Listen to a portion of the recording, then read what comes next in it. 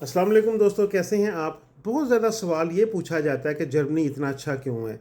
Germany में क्या ऐसी चीज़ें बेस्ट हैं जो इटली, स्पेन, पुर्तगाल, बल्कि वहाँ की लोकल कम्युनिटी, लोकल लोग जो वहाँ पे पैदा हुए हैं, जो नस्ल दर नस्ल उन्हीं मुल्कों के हैं, वो भी छोड़ के स्विट्ज़रलैंड में या जर्मनी में या हॉलैंड में इन मुल्कों में आ जाते हैं।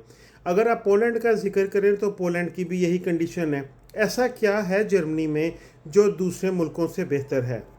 सबसे पहली बात है कि अगर मुझे भी अभी यहाँ पे काफ़ी टाइम हो गया रहते हुए, अगर आपकी नौकरी छूट जाती है तो आपको एक साल, अगर आपने लीगल काम किया है तो अगले एक साल के लिए आपको जनाब यहाँ पे गवर्नमेंट की सपोर्ट हासिल हो जाती है। 1000 यूरो आपकी तनख्वाह थी तो 600-700 यूरो गवर्नमेंट आपको पे करेगी। गवर्नमेंट नहीं, असल में वो आपकी तनख्वाह में से ही टैक्स गया होता है, जो उन्होंने इसीलिए ये चीज़ें सेव की होती हैं कि कल को जिस तरह स्पेन में पारो दी जाती है, लेकिन वो थोड़े टाइम के लिए होती है, थोड़े पैसों के लिए होती है। जर्मनी में सबसे पहले आपको ये सेफ्टी है। दूसरा, अगर आपकी जॉब ख़त्म हो जाती है तो आपके पास 50,000 और ऑप्शंस हैं। डायरेक्ट कहीं पे भी काम नहीं मिल रहा, 10 कंपनियां, एजेंसियां मैं आपको ऐसे ही बता सकता हूँ, अडेको की तरह या और भी ओमेगिना की तरह या रॉनस्टाड है या इंडीड है, डिफरेंट कंपनीज हैं, वो आपको उसी वक्त काम दिलवा देती हैं। उसके बाद सबसे जो अच्छी चीज़ है, सबसे जो ज़बरदस्त, सॉरी मेरी कॉल आ गई थी बीच में, जो सबसे अच्छी बात है यहाँ पे जर्मनी में सैलरीज बहुत ज़्यादा हैं। सैलरीज 500-600 यूरो प्लस हैं स्पेन से। अगर आप लो लेवल पे भी बात करें तो पैकेट देने वाला बंदा 1300-1400 स्पेन में लेता है, तो जर्मनी में 2100 से 2200 यूरो लेता है।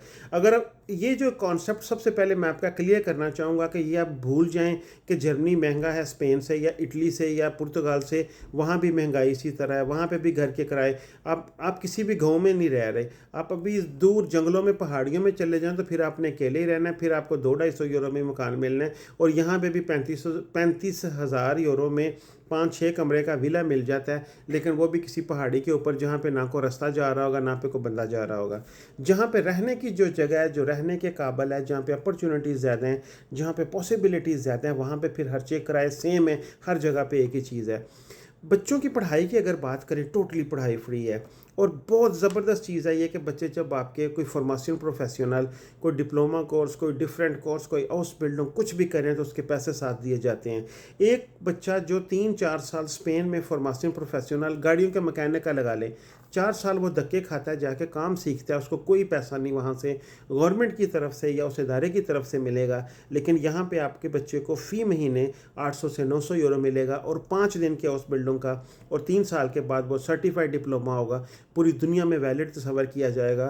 3-4 हज़ार यूरो का बंदा वो तैयार करके आपको देंगे, जिसने हर महीने इनसे पैसे भी लिए होंगे, वीकेंड पे वो अपना काम भी कर सकता है। उसके बाद जो सबसे ज़बरदस्त चीज़ है वो ऑनलाइन बिजनेस की है। आजकल और आने वाला दौर, हर चीज़ ऑनलाइन हो रही है। ऑनलाइन एक्टिविटी में पूरे यूरोप का जो आई मीन कैलिपर है ना उसका बिज़नेस करने का, जितने भी 7 कंट्रीज़ हैं सबको आप मिला लें, और जर्मनी की अकेले की इतनी वर्थ है ऑनलाइन मार्केट में कि ये ऑनलाइन सेल्स में, ऑनलाइन बिज़नेस में, ऑनलाइन प्लेटफॉर्म में इसी तरह बहुत ज़्यादा प्रोग्रेस है यहाँ पे। और नॉर्मल फिज़िकल बिज़नेस यहाँ पे नुकसान है करना, और ऑनलाइन बिज़नेस जो है ना वो ज़्यादा पॉजिटिव है यहाँ पे। फ़िज़िकल बिज़नेस में स्पेन अच्छा है, फ़िज़िकल बिज़नेस में इटली अच्छा है, लेकिन वहाँ पे भी 2-3 चीज़ें हैं जिनमें अच्छा है।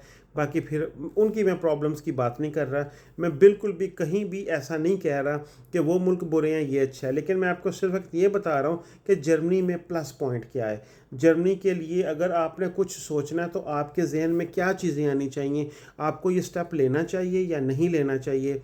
और मेरे ख्याल में अभी तक मैंने जितनी भी चीज़ें जर्मनी में देखी हैं वो पॉजिटिव हैं।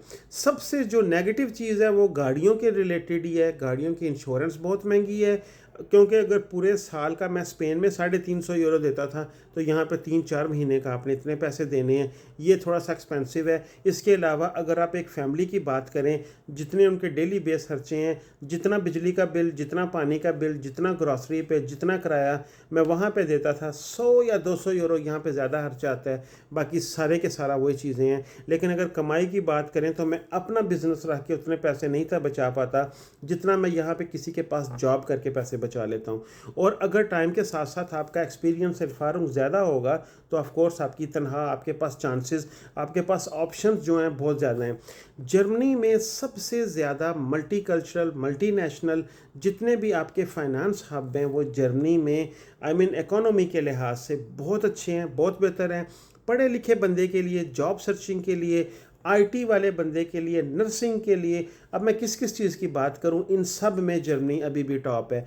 और मैंने आपको पहले भी बताया है, सबसे ज़रूरी चीज़ है कि अगर आपके पास लीगल डॉक्यूमेंट्स हैं, अगर यूरोपियन पासपोर्ट है, आज जर्मनी में आएँ, कल 2 3 4 एजेंसीज़ में चले जाएं, मुझे जॉब चाहिए, वो आपको उसी वक्त जॉब प्रोवाइड करके देंगे।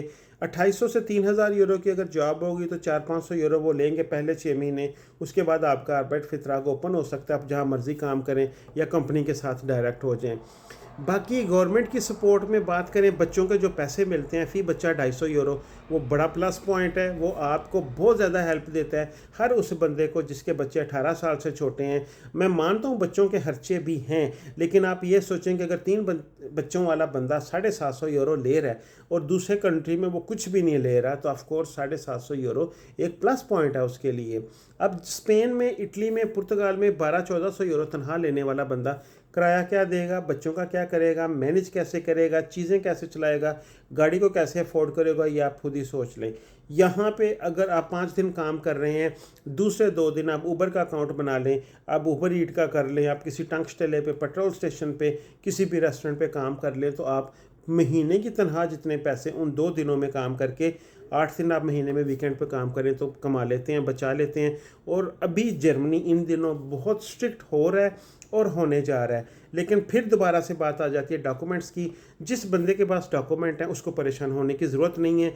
और मैं एक दफ़ा ज़रूर कहूँगा, मेरा वो भाई जो स्पेन में, पुर्तगाल में, इटली में, ग्रीस में हैंड टू माउथ है, हर महीने पिछले 5 साल 10 साल से वो मेहनत करता है, लेकिन महीने के एंड पे उसके पास बचता कुछ नहीं है, फैमिली वाला बंदा है, उसको जर्मनी का ज़रूर सोचना चाहिए, अकेले आके ट्राई करनी चाहिए। और स्टार्टिंग पे आप कुछ भी ना करें, अनस्किल्ड काम, स्किल्ड काम और अनस्किल्ड में पैकेट डिलीवरी का सबसे, मैं कहता हूँ, लो लेवल काम आप अगर ले लेना तो इसमें भी आप 2100 से 2200 यूरो महीने का हासिल कर सकते हैं, प्लस फिर बच्चों के पैसे मिल जाएंगे। लेकिन बात करने का मकसद है कि आपने ज़िंदगी अगर सिर्फ खाना खाने के लिए और अपना टाइम गुजारने के लिए, तो फिर हमारे मुल्क ही अच्छे थे।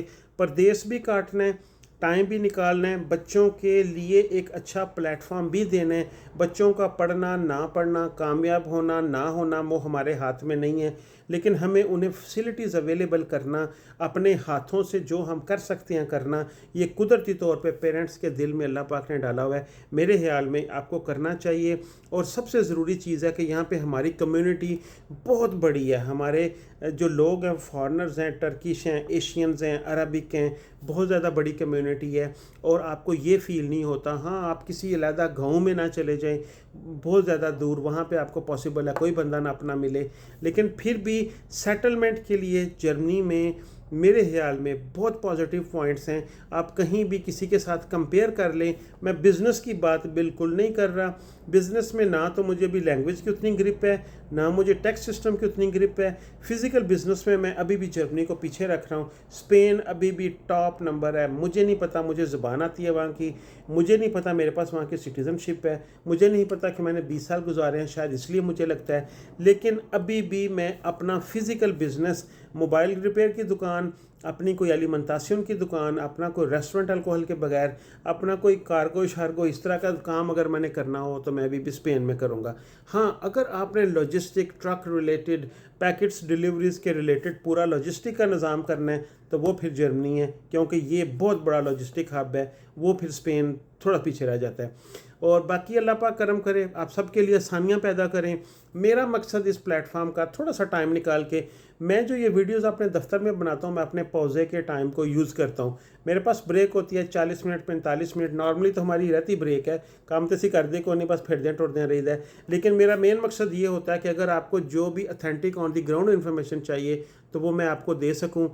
अल्लाह पाक आपका भला करे। स्टेप लेना ना लेना पूरी टोटल 100% आपकी मर्ज़ी है, कोशिश करना हमारा फ़र्ज़ है। हमको बेहतर से बेहतर की कोशिश करनी चाहिए। और अगर आप लीगल हैं, यूरोपियन पासपोर्ट होल्डर हैं, हैंड टू माउथ हैं, जिस कंट्री में रह रहे हैं, تو میرے خیال میں Germany is good option, not bad option.